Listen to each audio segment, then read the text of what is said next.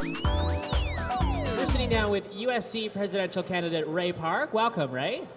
Thanks for having me. No problem. Let's start off. I think the question on everyone's mind is, where did you learn to sing? And more importantly, tell us about your campaign video and what message you're trying to get across. I have never had vocal lessons, to be honest. Really? No. The girl who's singing it is actually really a recording artist. So she's a first-year student at Western. And she basically just guided me through the entire path. Obviously, she couldn't really fix my singing abilities per se because, you know, that's not something you can get done within a day. So, yeah, it's unfortunate, but hey, it's funny at least. Yeah, I know there was a candidate last year who wasn't a great singer as well, so something about that. Yeah. So inside your platform, there's a partnership fund, there's a scholarship program, there's a lot of initiatives that involve sort of lump sums of money. I'm wondering if you had thought about how much money those would be, sort of what sort of costs would be associated with running with them, and then sort of to follow up on that, how responsible that is given that we're running a deficit. I'm going to start off with the partnership fund. Basically, it's a fund that we're giving out to students anyways right now. We have about $30,000 that's basically we're giving out to the students so they can do events or programmings or whatever initiative they want to go with.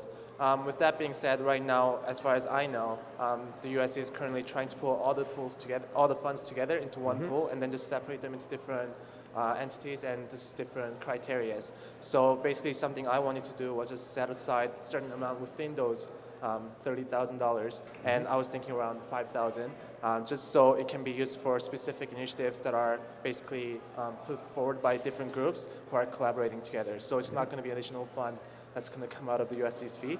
So in terms of that, there's no other additional financial issues with that. In terms of the scholarship that I talked about, it's something that's going to be obviously tough to find, but at the same time, when I was talking to the Vice President of Finance, if we set the budget properly, about $5,000 can be found to go towards students for the purpose of scholarship. And if anything, obviously, charging student fee is not going to be something we'll be doing. So trying to find within our own budget what we can find, whatever small areas we can cut down on to benefit students is something that I'm looking forward to do. Okay, now I'm sure you know this question is coming to you, and you know it's coming from me. Let's go back to Wednesday Night Council. You were asked a very difficult question, and you had to answer first. I will give you that. But what I won't give you is your response. They asked you what service you would cut if you had to cut one service, and you said CHRW. I think you said based on the 5% listenership, but it has over 300 student volunteers. I have to ask you why you chose this. At that point, I did not know how impactful CHRW was. At this point right now, I would probably take that response back because I have worked with CHRW since then, and I did my promotional things, I did my radio show in the morning, and then I realized this stuff is actually really beneficial for a lot of students who want to especially gain extra experience in terms of the radio broadcasting. So in terms of that, that's not something I'd like to cut. Obviously, I'm not going to answer which service I'm going to cut at this point because that's not a question that's been asked. But yeah, at that point, the only reason I said that was because of the 5% listenership. But I just realized, apart from people who are listening to it, there are also a lot of people who are just involved in it. And in that aspect, I think it does affect a lot of students at Western. So I'll take that comment back. Ray, we've sat on council together a couple times since we've been here at Western, and I'm wondering if you could talk about the platform point that discusses changing counselor training, specifically adding another element to it, so not just learning the rules, but I think it says somewhere in there how to act at council. So I'm curious if you could talk about what that actually means.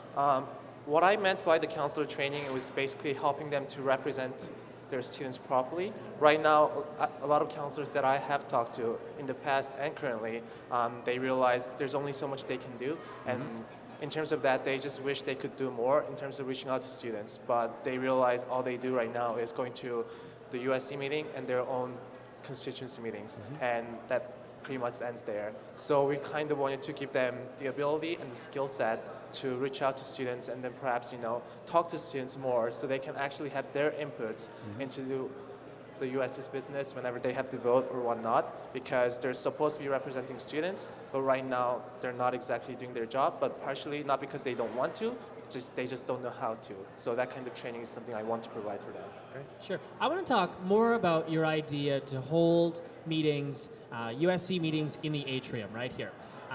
If you notice, people tend to walk by, glance, and keep on walking.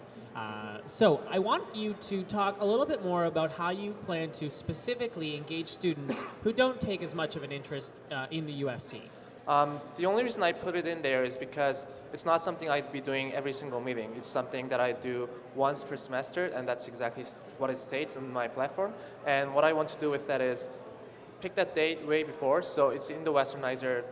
Not just, it says right now council meetings in certain Wednesdays, but make this one big, public forum.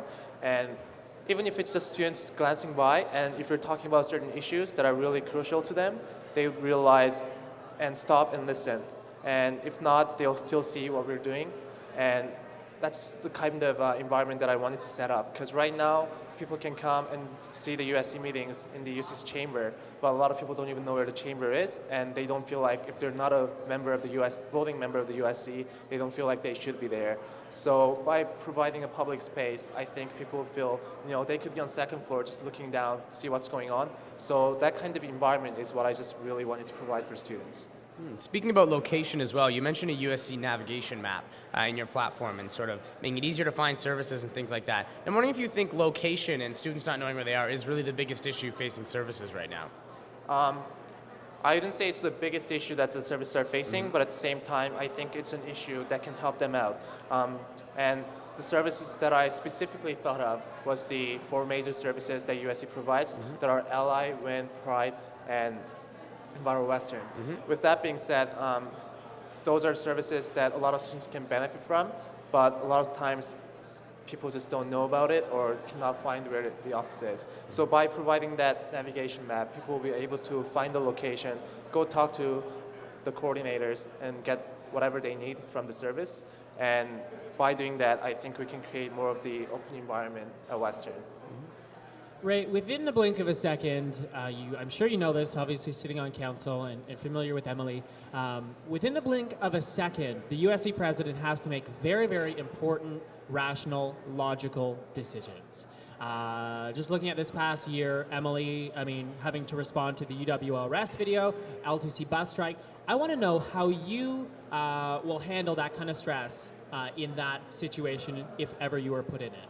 I'd say I'd approach in a very student involvement sort of way, so having that dialogue with the general students and talking to them about how they feel about the issue and how I'm approaching the issue, and tell them just that things are going to be okay and that we're trying our best, and if you want to tell me something that I can do better, I want to listen to you.